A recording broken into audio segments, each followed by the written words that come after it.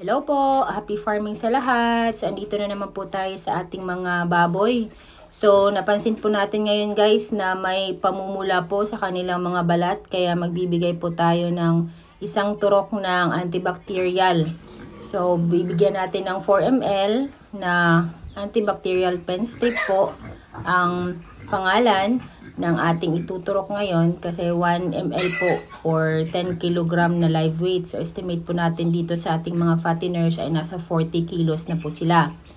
So, ngayon po ay bibigyan sila ng tag-iisang turok ni Archer at tomorrow until 3 days po ay magbibigay na naman tayo ng additional na turok po sa kanila para po mawala po yung pamumula sa kanilang mga katawan at i-observe po natin sila. So, after po ng pagturok ay bawal po silang mabasa o bawal po silang paliguan kaya itong wallowing pool nila